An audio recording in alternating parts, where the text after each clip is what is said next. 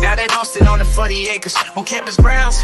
We gather around, discussing goals and dreams and life's adventures. The Texas Longhorns, they the talk of the town. High castles of the 40 acres, where we dive deep into the game day stories. From touchdowns to heartbreakers, we discuss it all. Texas Longhorns glory. There we gather around each Thursday night, talking sports. It's so alright. From football to basketball, baseball to softball, Tim Wayne and Harry, we cover it all. Sports talk is our passion, our delight. Thursday night at 8:30, we unite. We discuss the scores, the plays, the teams you might. Let's dive into the game, let's ignite.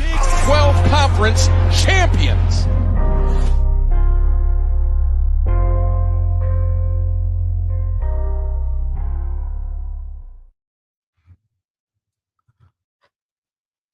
Oh, wait, hold on a second. Oh, that's better. Whew, that's just weird. What's up? How you guys doing? It is the Texas Longhorn Fan Battle Podcast with your boy Harish and my boy Tim Wayne. What's up, Tim Wayne? How you doing, man? I'll just listen to that theme song, man. It never gets old, man. Still sounds so good. So shout out to that song. The 40 Acres is what it's called. The 40 Acres. Presented by right?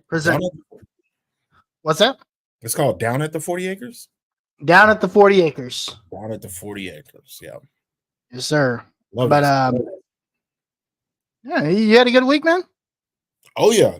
Good week. No, I'm lying. Somewhat quasi good week. Again, we're all things Longhorns here, but as a Cowboys fan, I feel really doomed right now. We're like a month out. I'm hoping that Jerry Jones doomed. Oh yeah, join. I'm hoping that Jerry Jones gets it in his mind to draft Longhorn legend Jonathan Brooks. I'm hoping. So the way things are going is, Oops. Man, oh, don't throw that up. I was gonna play a clip. I didn't realize that I couldn't do that, so we'll save it. There's a clip of Chris Ballard that I created for the Colts Horseshoe Mob podcast. Yep. And it literally says it's basically a quote of Chris Ballard saying we like what we have. Oh, okay. Well, we should win with less. So anyway, Here it is. The draft guys, who does the mock drafts? All the guys that do the mock drafts, your Joel Klatz and all those guys, they're laying out their mock drafts and stuff. And they have Jonathan Brooks going the Cowboys. I've seen second and third round to the Cowboys. So I'm happy about that. I'm hoping that happens because we could really use a running back. Yeah, I don't know if you know this yet or not, but Tim, y'all don't have a running back. Thanks. But that's okay. Here's the quote. Here's the quote. But we like the group we have. That's how Colts fans feel right now. Listen. Especially after we got duped for 2 weeks thinking we're getting L'Jarius Sneed, and he ends up going to the Titans over the weekend. And then we found out that the Colts actually offered Danielle Hunter way more money than the Texans did, and he picked the Texans. Of course. It's a hotter team right now. Yeah. Still uncertainty at the quarterback positions. And then, of course, he comes out to say, oh, yeah, we went 9-8, and Anthony Richardson didn't play. Oh, shit. Here we go. Anthony Richardson and JT only played 2 snaps together last year, by the way, which is actually crazy to think about. Yeah, that's wild. But anyway, I'm hoping for the Longhorn legend, Jonathan Brooks, to get drafted. I'm also hoping for a Longhorn legend. I'm hoping that we get him. I'm really hoping that we get him. I'm hoping the Colts either get 80 or Xavier Worthy because they both fit perfectly, and we need a wide receiver badly. I don't want Brock Bowers. Hot take. I have zero interest in Brock Bowers, although that's where he's being mocked to the Colts by a lot of people. Why? What's up? What's wrong with Brock Bowers? Brock Bowers can't stay healthy. I can't. But anyway, I can't knock that. Can't knock it. Yeah. You remember the last freak athlete at tight end that is with the that went to the NFL in the first round? Jermichael Finley? No, Kyle Pitts 3 years ago. See, you didn't even remember Kyle Pitts was a first round pick. That's how much I don't care about drafting a tight end in the first round. The top 5 tight ends in the league were drafted in the 3rd round or later. To be fair, Kyle Pitts hadn't had a quarterback since since college, though. No, I understand that, Tim, but we're going. You're not helping me with my narrative right now. You're trying to be logical, and I'm trying to create a narrative because that's what we like to do around here. We like to create narratives. Well, Captain Obvious is telling me obvious today. What's up, Captain Obvious? It's hard being a Dallas Cowboys fan. I wish Jerry Jones would sell the team. Listen, I hope Jim Irsay retires in the next few years and his daughter takes over because I hear she's a dog, is what I hear, and she goes after stuff. So I have a hot take that Jim Irsay retires in the next 3 years. That's great. And they fire Chris Ballard, and his daughter hires a new GM. And Arch Manning goes to the Colts. Just kidding. That's my dream. Existence is pain. Start the show, bro. Start the show. All righty, guys. We've had a good time. That was a good intro. All right. Before we get started, whoops, I've got the wrong stuff up here because I was trying to be funny. All right. As always, we are brought to you by FanBattleSports.com. FanBattleSports.com, where you can get the latest and greatest from the AFC South, including the dreadful Colts who like what they have, the Mayo-eaten Titans, the Jags who still can't hold the division lead, and the Texans who everybody loves all of a sudden. So that's awesome. FanBattleSports.com. Also, if you're interested in starting your own podcast, go there, fill out the contact us form, let us know. We'll reach out to you, and we'll help you get set up with everything you need. Graphics, accounts that you need to get set up, FanBattleSports.com. It's interesting what a great quarterback will do. It's interesting. It's also interesting what a healthy quarterback can do. That too. Listen, as Longhorn fans, we know this. You know what I'm saying? We know what this is like. We'll talk about this in our spring ball segment. Speaking of healthy, you know who's looking like a healthy quarterback this year? Quintavious Ewers. We need a soundboard. Ariel, my wife offered to buy me a soundboard the other day. I was like, really? Why didn't you take it? Because I'm a nice guy. I don't know. I don't want to have all the. I can't have button presses next to me. That's dangerous. I just be going off on them. But follow us on Twitter. Tim, we are 38 followers, 48 followers from 2,500. Yes, sir. Oh, we are 32 followers from 2,500 followers. So if you guys are watching the video, go to our Twitter, X, Twix, whatever you want to call it. Follow us at LH Fan Battle.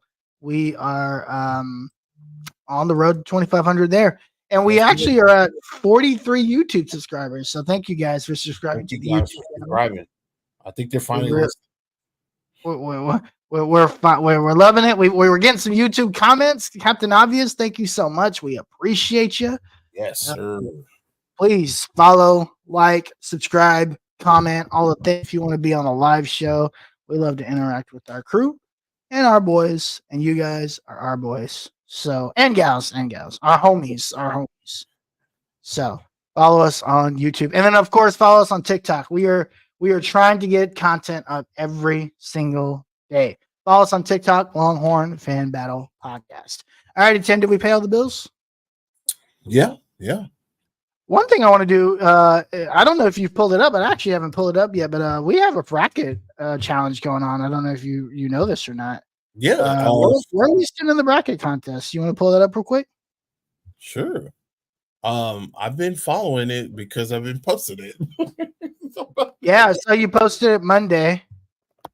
I haven't seen anything. Well, I mean, obviously nothing has happened since then, right? So yeah. I mean, depending on who's picked. Well, actually, one game has happened, right? I don't know who. Well, today, yes, today. Yes. I think. Let's see what we're at.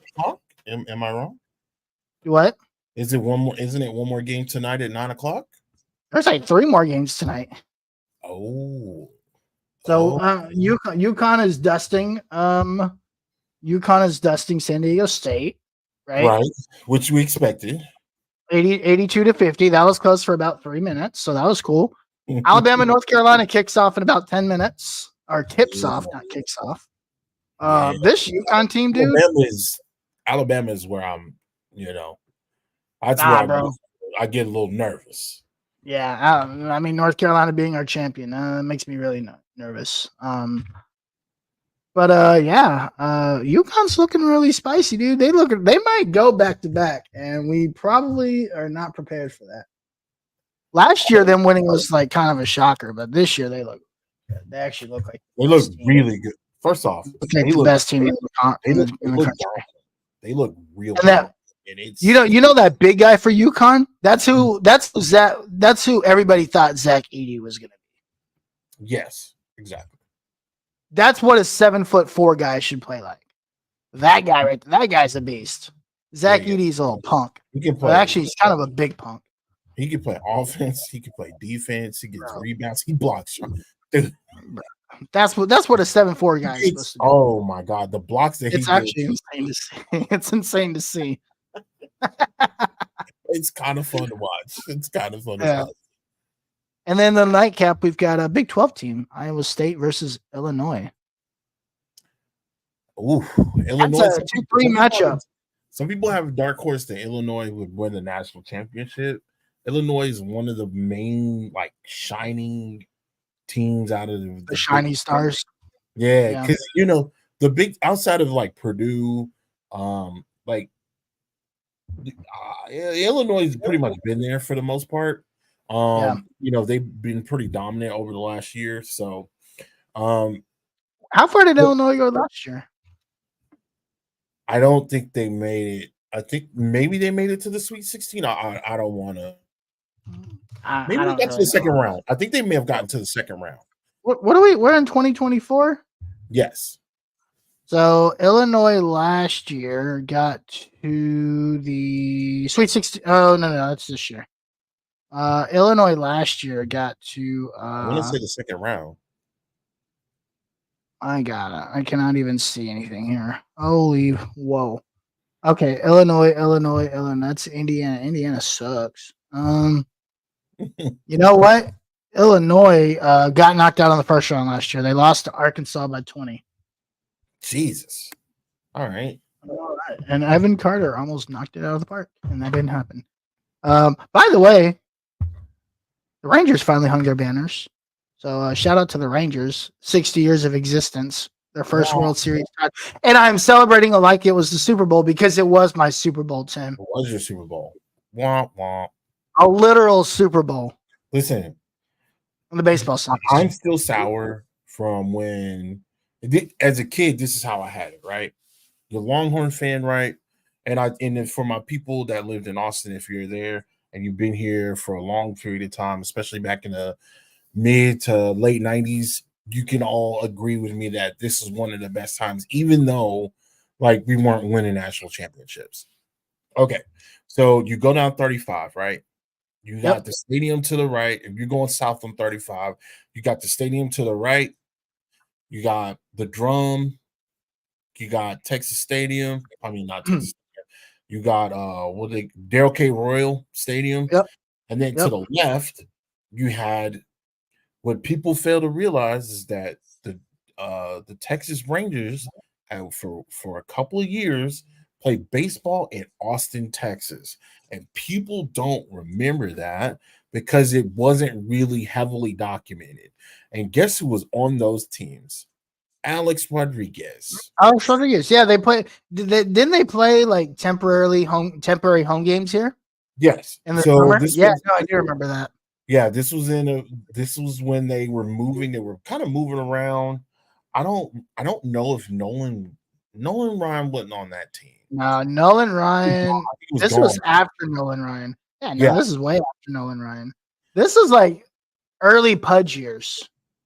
Right. Early. Well, it might not even been Pudge.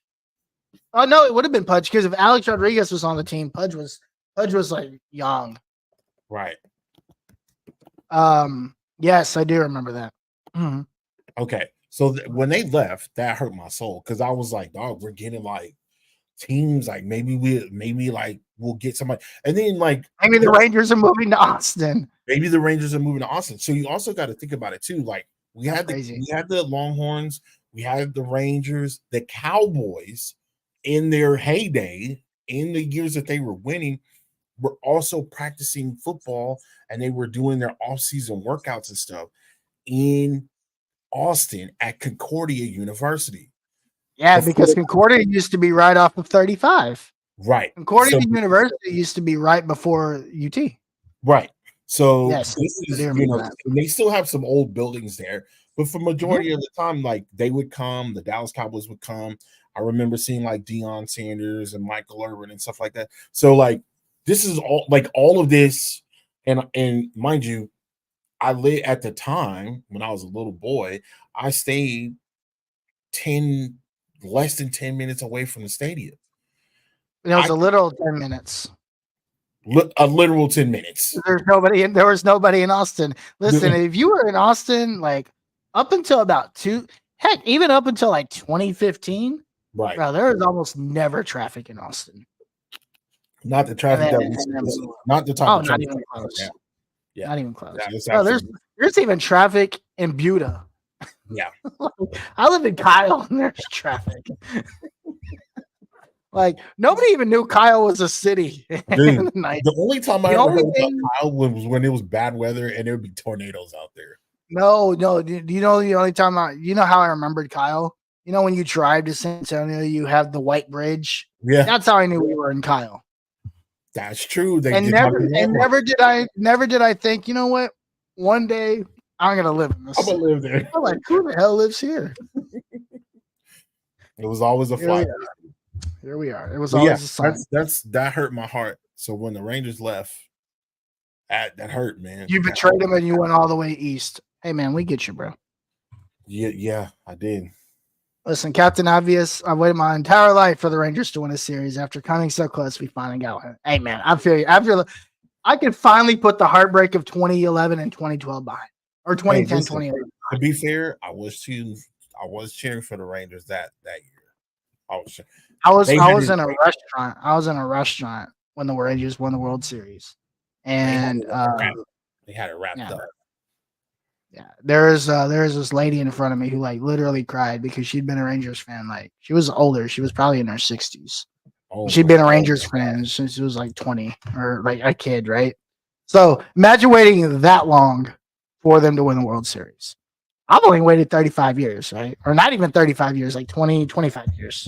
Right. Because I wasn't really a Rangers fan until I met Pudge Rodriguez. And me and my cousin used to play MVP baseball, and I would always use the Rangers. And my favorite player was Pudge Rodriguez. Right. But anyway, shout out to the Rangers. Yeah, shout out to the Rangers. I guess. Thank you for getting it done. Now let's go back to back. All right. Since we talked about good times, bracket challenge. So right now it looks like there's a two-way tie for first place between Blade Payne, who this is the wrong bracket. Hold on, give me one little second. I was like, wait a minute, that name sounds way too familiar. Rakija Brown, currently in first place. Listen, I don't know who this person Rakija Brown is. Rakija, looking good. Shout out! Have you seen how good these picks are? This person has a 99.8% success rate. My gosh. Yeah. Got the entire Sweet 16 correct, minus one team. Wow. All right. I was not aware of your game. So shout out to Rakija, who's killing it right now. Yeah, she is killing it. Except Arizona lost. So but Arizona lost. That she had I don't know if it's a guy or a girl, but they had Arizona over Baylor in the Sweet 16, and then now Arizona's out. But then of course she has UConn. Tennessee is their champion, which I don't like that pick. That's okay. 98. I mean, it's a bracket challenge, right? So percentages is everything, right? she still has a great opportunity to mess up and still win this thing. What is your percentage, Tim? My percentage currently is, let me pull that up. I'm sitting at, of course, if I win it, I'm not gonna give them money. I'm not gonna win it. But still, Wow, you're at 91%. You won 92.7, sir. Do you know what I'm at? I'm at 17. But did you know why I picked so many upsets? Right. And I also had Oregon in the champion. Listen, I go hard to go home, bro. The Texas Tech pick messed me up really bad.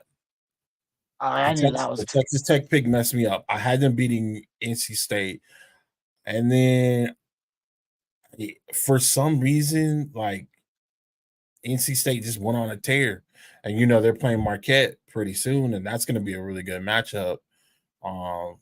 Because we talked about NC State. We talked about NC State being a great defensive team. Yeah. We talked about them being able to shoot. We talked about them and how well they played against Clemson in North Carolina. We didn't talk about that. I don't know why I just completely overlooked that. But hey, yeah, you overlooked NC State, and I completely overlooked Clemson, and they both might get into the Elite Eight. So hey, we can't win at everything. Which would be crazy because we were like, yeah, I remember we're like ACC sucks. ACC down.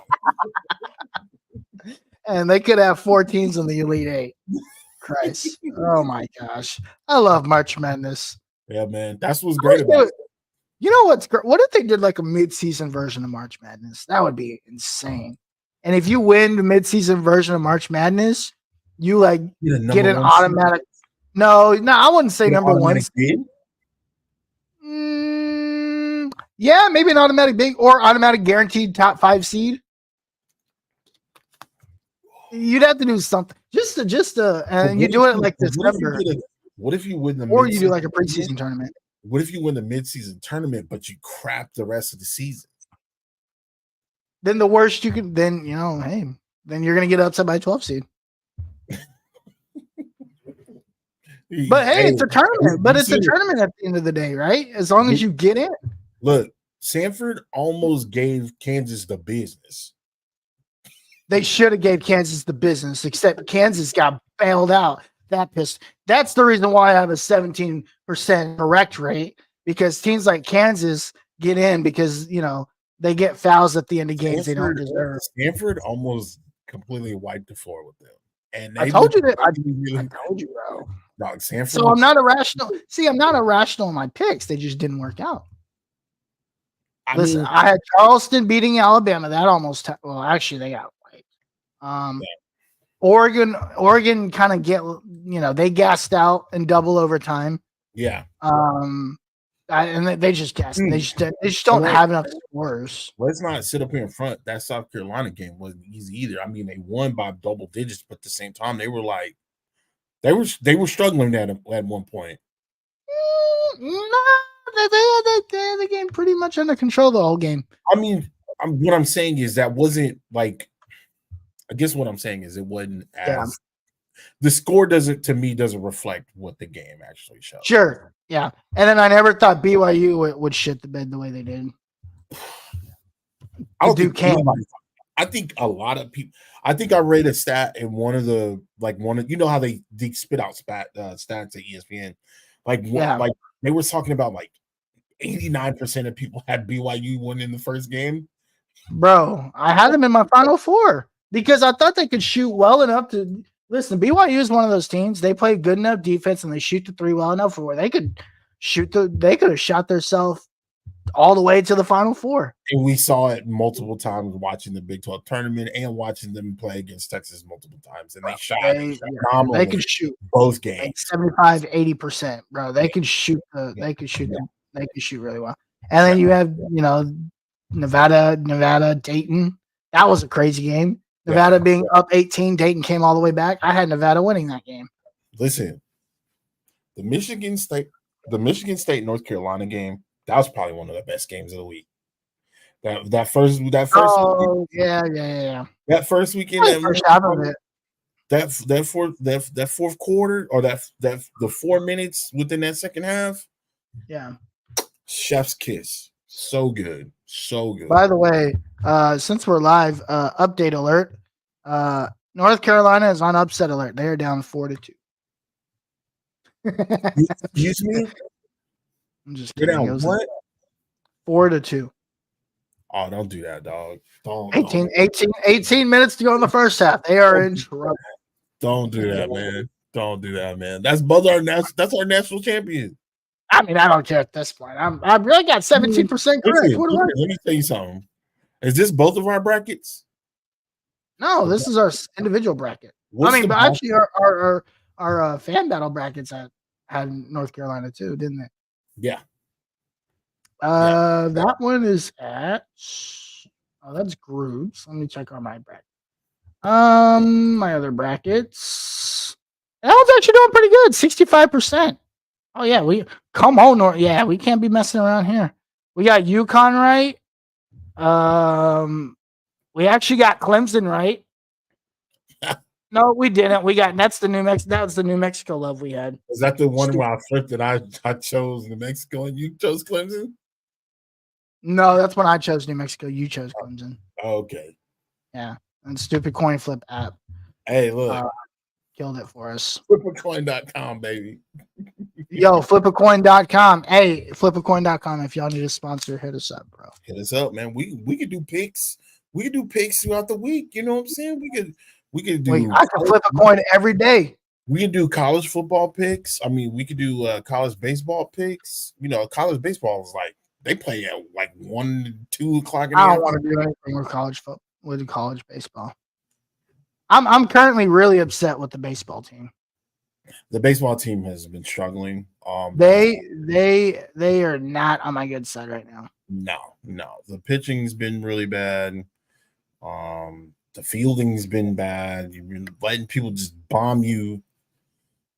I mean, it is. I mean, honestly, I don't think it's it's not the hitting to me. It's the pitching.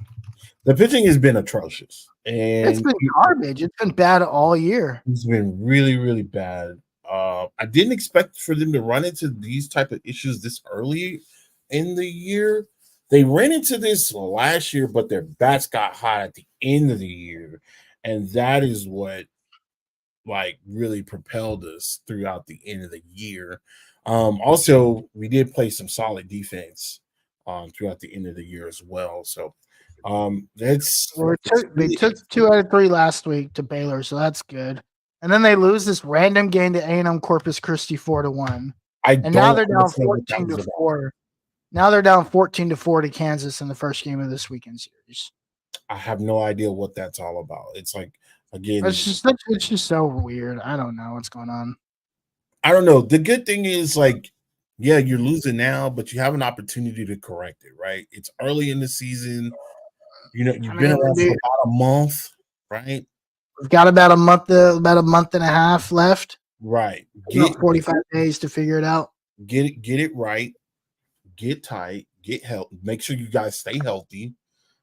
Because that has been a thing in the years, you know, years ago, not necessarily now, but years prior, you know, there was an issue with pitchers not being healthy and stuff like that. Get healthy, and then you know, let's see what you can do throughout the season. The Big 12 is not easy. It is not easy. You still have you still got teams like Kansas out there. U of H, they're all right. I don't know much about U of H, but they have Kansas State this weekend. Got BYU next weekend, and then Houston the weekend, a couple weekends after that. Got a little midweek series to Texas State, who absolutely, I think they got dragged by. Oh, they lost to Texas State earlier this year, already 11-10, and then you get Houston in a couple. So right, it's not getting any easier, but. You also have great teams like TCU who started like 18-0 and won like 2 games in conference. So, right. There's things like that. Big series next weekend, Texas softball versus Oklahoma. Yeah.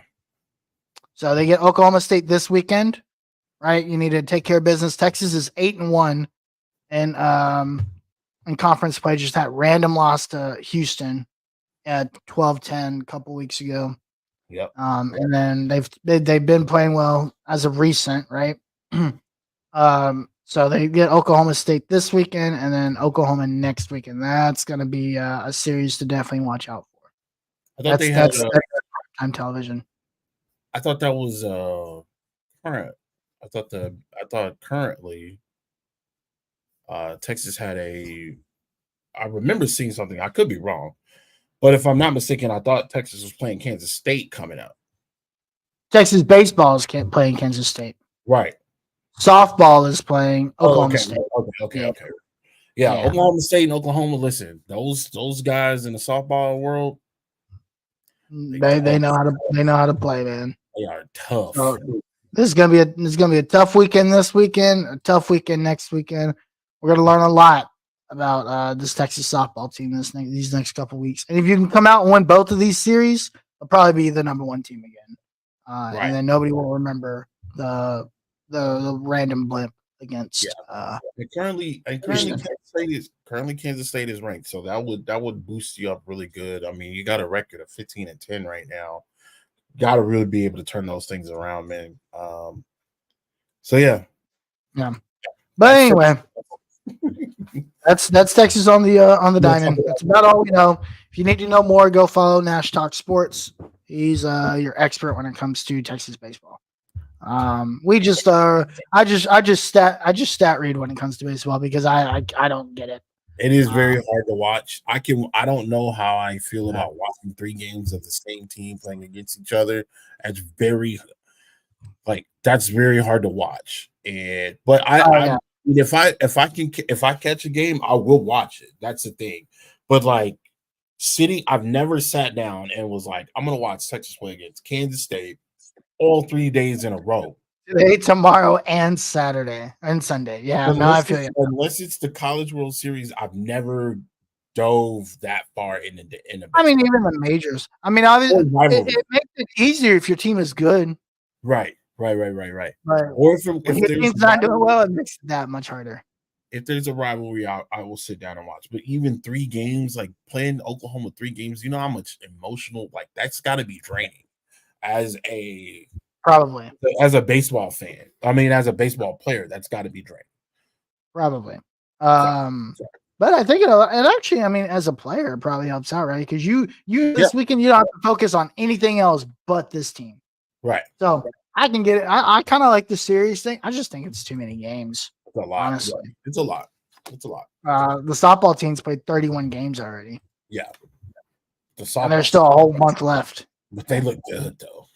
They do. And there's still a whole month left. So by the time the season's over, they probably play somewhere close to 50 to 60 games. Yeah, it's crazy. And they play like 3 times a week, though. Sometimes more. Sometimes they'll play a series and then have 1 game and then go into another series. It's wild. Yep. Anyway, let's talk about this other heartbreaker, man. Let's just get it over with. We've been stalling this whole time, 35 minutes. Texas loses a heartbreaker 62-58 to Rick Barnes and the Tennessee Volunteers. Shout out to the Volin' Out podcast. Yes. Who had us on their show last Friday to preview the game.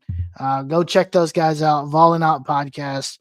We really appreciate them having us on their show. So shout out to those guys.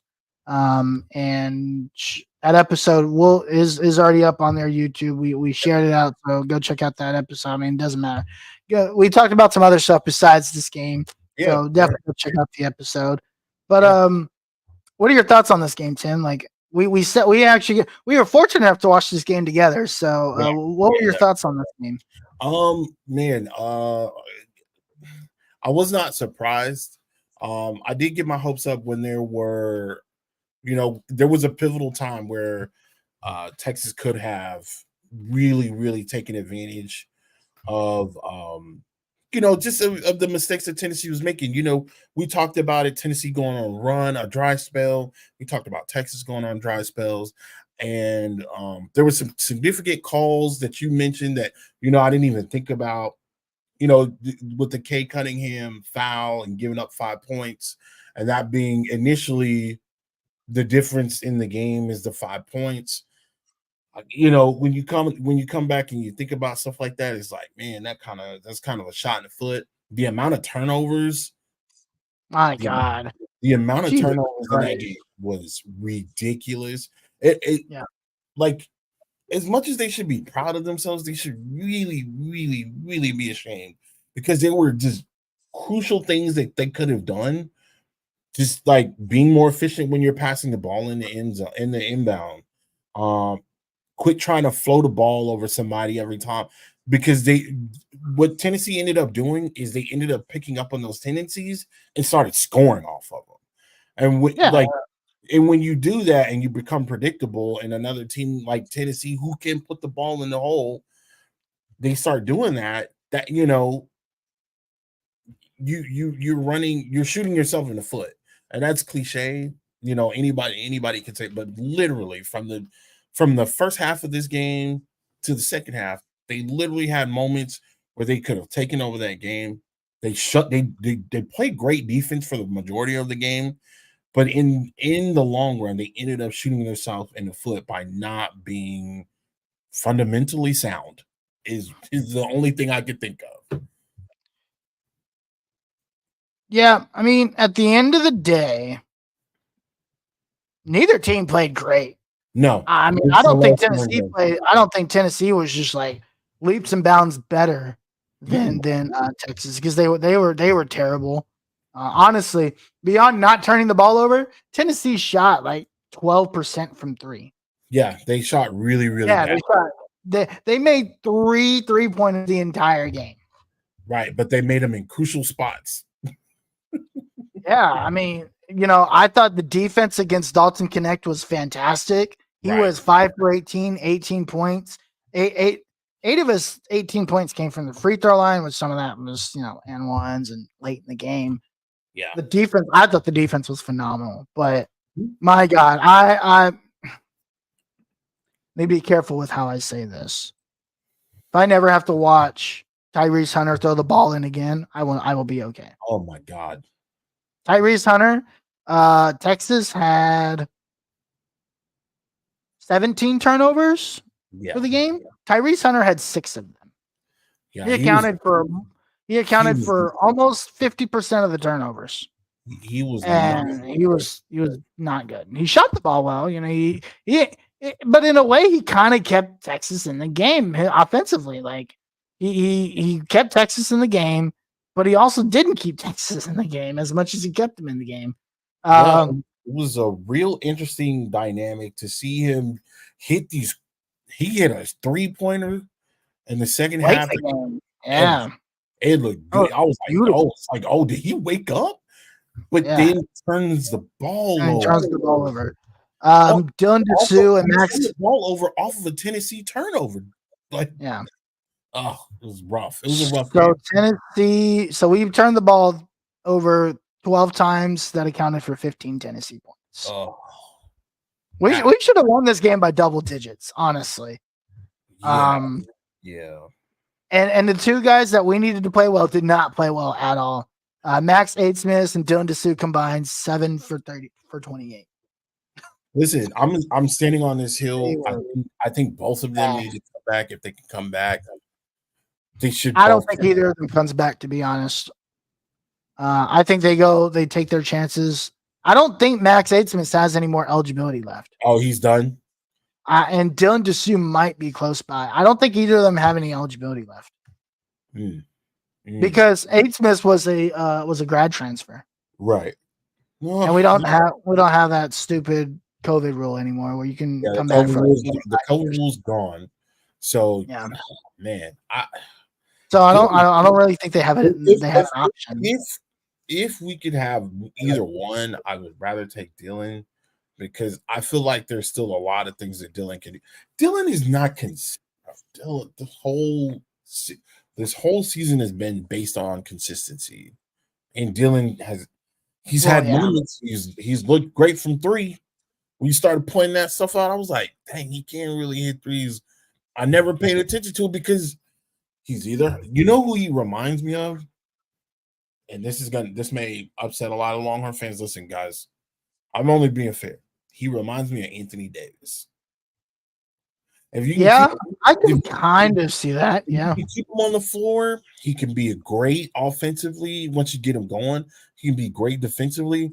One thing he always does is he's going to give you an injury scare, and his availability is not the greatest.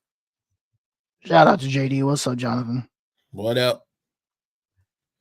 Dylan Dessou. My problem with, but Dylan Dessou also didn't play for like half the season. I know. That's the and he shot 45% from three this year. Right. This is what at one point he should come back. You know, he had the injury earlier in the year. Yeah, he's played 5 years, so he doesn't have any more eligibility, so he can't come back even if he wanted to. And then Max Aidsmith, he's gone too, right? Is gone too. Listen, I think the future of this team is really bright. He's also played 5 years. I think the future of this team is really bright. Kendall Weaver is going to be a dog for this team. I love Kendall Weaver. The dude, if Kendall Weaver can develop half of a shot, he's going to be a stud. If Kendall Weaver can slow down, I would really appreciate it. That's my only thing about Kendall. Everything he does is fast. Slow down. Well, he's the high energy guy. But Kendall Weaver rarely holds. Kendall Weaver offensively is trying to get to the basket. He's trying to attack the basket. He only does this in the half court. He's not the guy that handles the ball, right? But he's the guy that if you're not getting anything, he's the guy that's going to try to get you something so you can get going. That's just the type of player he is. I understand that and I respect it. However, it's just again, not playing under control has been somewhat of an issue with this team, right? Again, you go in, you don't play under control and you don't shoot well, but you play great defense. Like I was telling you on Saturday, I was like, this has got to be the most well-conditioned team in the nation because they can roll. They are constantly moving and they can run. And I'm just like, man, if only we could get this with a little bit of scoring, maybe they slow it down. Maybe, if you can get the ball out and you can move on and get a couple fast breaks, I'm okay with that. But every possession of a game this year that I've watched feels like the last possession of a game in general. I hate it. That's fair. Again, congrats to them for getting how far that they got. Again, I'm actually surprised they got this far. The injury bug was crazy this year for the Longhorns. Again, Dylan Dessou, being injured for half the season. I felt like he was, maybe if he didn't get injured, he, have a little bit more form, maybe be more comfortable in the system. Yeah. I still don't know about Rodney Terry. I'm going to be completely honest with you. I'm not feeling it. I don't know how I feel about another year of Rodney Terry, but we'll see. CDC is not a guy that's just gonna up and at him though. So we're gonna get him for at least another year. He needs to get a true point guard. This team desperately needs a true point guard. Absolutely. Probably Caden Cedric's going to come back. He's another guy that just hadn't been able to. I actually, towards the end of the year, really like Caden Cedric. He just needs to stay healthy. Yeah, I think he can be a real good piece. I think Tyrese Hunter is going to end up transferring. It just hasn't worked out for him here. Yeah, and that's okay. That's fine. Yeah. There's some guys on the there's some freshmen on the bench here that might be able to make a. We need some guys that can shoot. Devin Pryor, he's a forward, 6'7" forward. You've got Preston Clark, who's a guy that can shoot the ball. Yeah. You need a guy, whether that's Chris Johnson. I believe Trey Johnson's coming into this recruiting class. You need to find your true point guard in this class, and I don't know who that is. But you've got to find him, and you've got to find him pretty quick. Yeah, pretty quick. So I think right now, Trey Johnson, 5-star, but he's a shooting guard, right? So Texas so far has 3 guys that are committed. They've got a 5-star guy from Missouri, Trey Johnson. This guy's going to be another stud. Does he play a point guard? I don't know. But that's going to be another one of those guys that's really good. And now we don't have to worry about if these guys are coming in or not because the G League Ignite doesn't exist anymore. So they are coming. Right. I don't think there's anywhere unless they go overseas. Right. Cam Scott out of Lexington, South Carolina. So that's a 4-star guy coming in. And then Nicholas Cody out of Carrollton. So there's still some guys that they have some offers out to that I really hope they can get in here. They had 3 offers out to point guards, but they all committed elsewhere. David Castillo, he's from, but this is another thing. I'm looking at this offer list. There's not a lot of guys from Texas offered in here. Like that's another thing. Another problem. Like there's ballers in Texas. They're going elsewhere. They're going to Baylor's. They're going to U of H. They're going. Trey Johnson Trey Johnson, from Missouri. Yeah, they're going elsewhere. Yeah, you got to win the state. You got to win the state. They do get the guy from Carrollton, which is nice, Nicholas Cody from Newman Smith. And then, they miss out on Josiah Mosley at a round at a Stony Point. He goes to Villanova. Dude, Villanova's a freaking Philadelphia. Villanova was they won 4 games this year. They were terrible. And then Robert Miller out of Pasadena, Texas goes to LSU. And then Qualitat out of Holton goes to Oklahoma. But he's a 3-star guy. But Josiah Mosley in your own backyard. Listen, Josiah Mosley is 30 minutes from campus, and he goes to Philadelphia. That's the kind of stuff we were talking about last week. Oh man, that hurts. You can't miss out on guys like that. That hurts. You can't. But anyway, yeah, we'll see what happens. We'll see. He's got to do some work in the transfer portal. He needs to get this team a point. He needs to get this team a point guard, and if he can't do that, this team might be, probably the same, if not worse. Problematic. They're gonna run, and they're gonna run into more of an issue because the competition is gonna get tougher. Yeah, the SEC is not a bad conference in basketball. No, not at all. They have not played well in the tournament. Don't let that fool you. But it's not. But it's not like Texas is this basketball juggernaut, right? Mm-hmm. So they are probably going to fall middle of the pack in the SEC when it comes to basketball. Because they were middle of the pack in a very good Big 12. They might actually make. Before we move on, before we move to the ladies, do you think Texas keeps their rivalry with Kansas alive? No, not immediately. Anyway, I think it'll be a few years. Okay. The Big 12 wants nothing to do with Texas when they're gone. There's a lot of bad blood. That's true. So no, I don't believe so at all. All right, Tim. So let's talk about winners. So Texas winner in the Sweet 16 tomorrow. 9 p.m. I'm just wait. What's so funny? It was so good. All right, yeah. Listen, but they aren't they winning? They are. They look good. They look dominant. They look dominant. They look really good. I'm really looking forward to seeing just how far this Texas team's going. I mean, if you look at some of these other teams, of course, you got the Caitlin Clarks of the world, you got the Jujus of the world.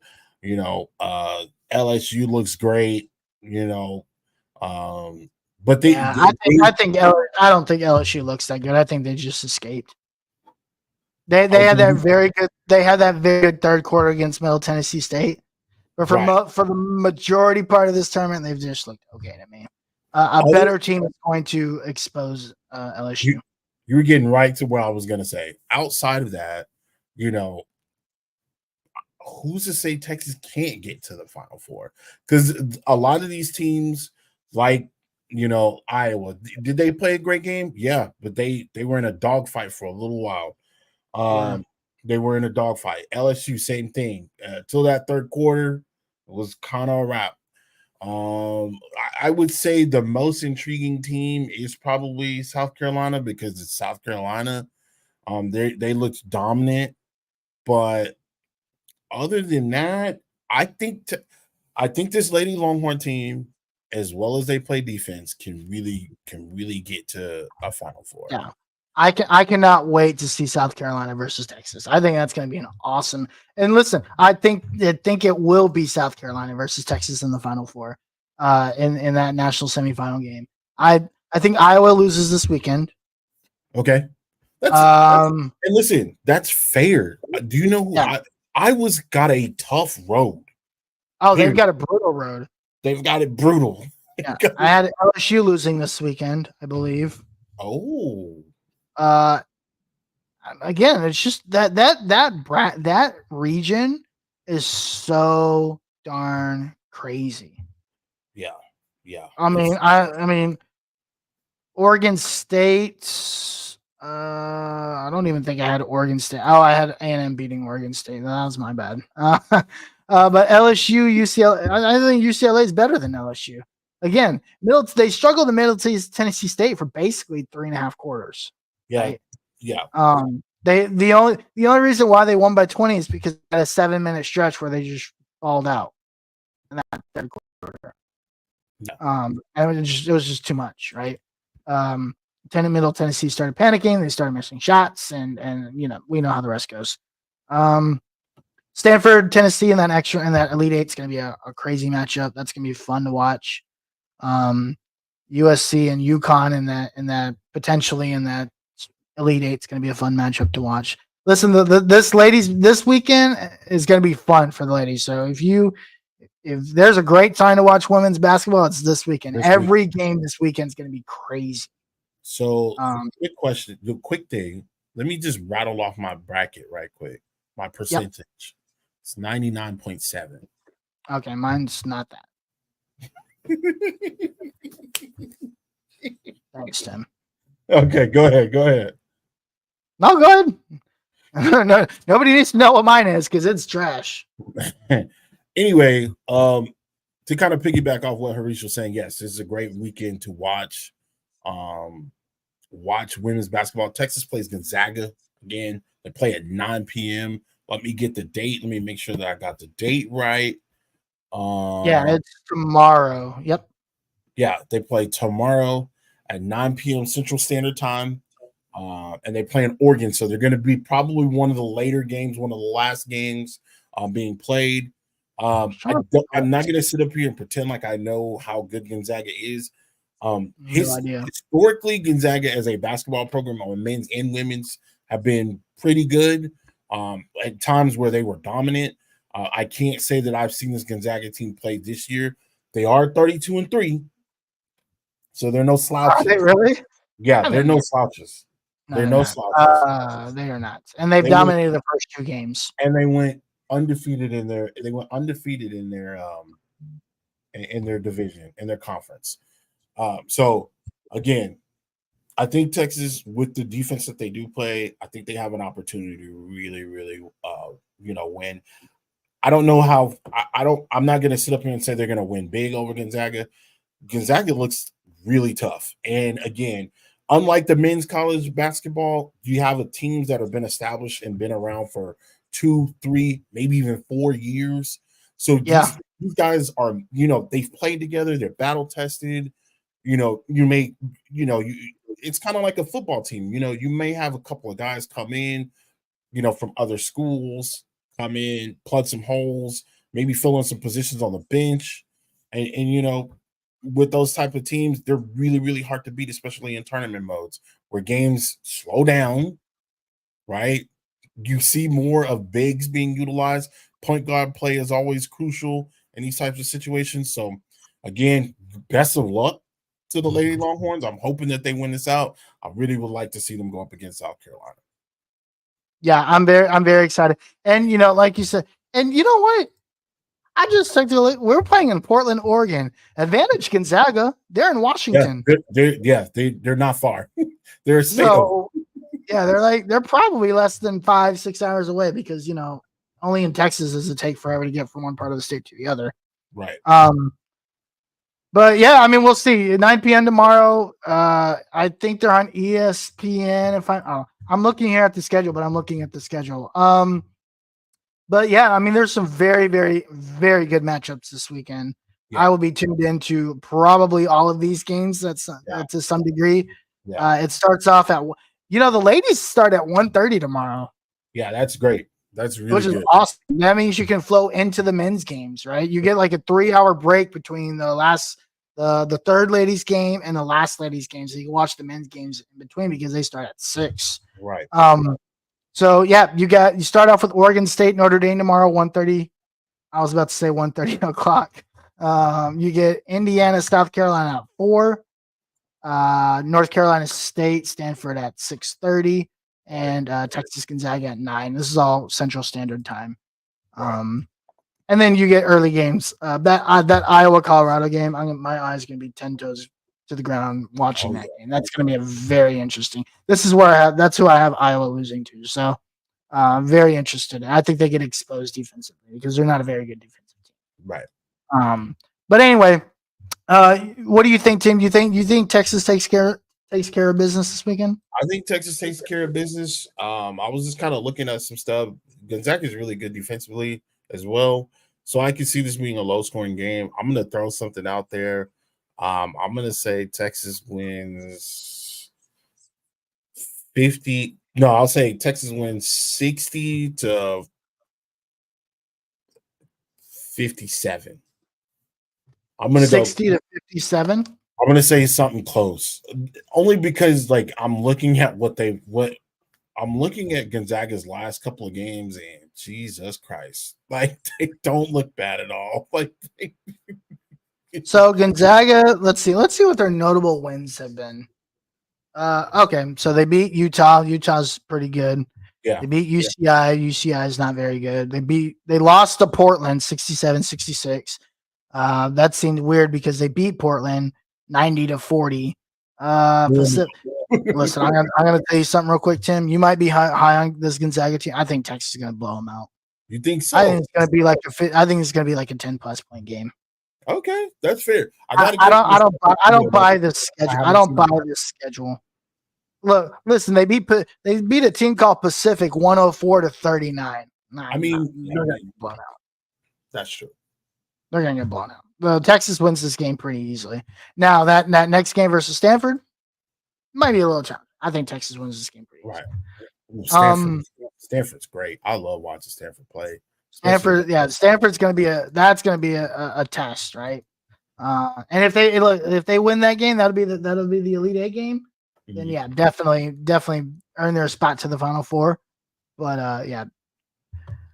I Madison Booker is just playing on a different level right now. Right. I tweeted this out last week. I cannot wait until Rory Harmon comes back next year. This team next year, I think, is going to win the national title. They're gonna be tough. They're gonna be Rory was. I'm so excited with Rory Harmon. Can you imagine the home and home Texas versus South Carolina? It's gonna be nuts. It's gonna be. You know what? Oh, that's right. They are in the SEC. We should go to that game, dog. Here in South Carolina. You want to go to South Carolina? No, even though the Carolinas are beautiful states. I've never been to South Carolina. What's in South Carolina? Clemson. Oh, there's a city there that's like pretty crazy. Clemson's in South Carolina. Myrtle Beach. Isn't that where Myrtle Beach is? Yes. Oh, lit. Yeah. Let's go to South Carolina. Okay. North Carolina is also a beautiful state. Don't knock them there. We should go to South Carolina next year and watch Texas versus South Carolina if they have a home at home. Yo, that'd be kind of nuts, dog. Yep. All righty, Tim. I know we want to talk about spring ball, but we'll save that for next week. Yeah. There's some guys that are sticking out that I really want to talk about. But we'll talk about that next week. We're trying to keep these down to 45 minutes to an hour, so we don't just keep waffling off for years, because I have the tendency to do that because I like to talk a lot. But hey, before we get out of here tonight, let the people know where they can find you. You can find me at Tim Wayne on Twitter.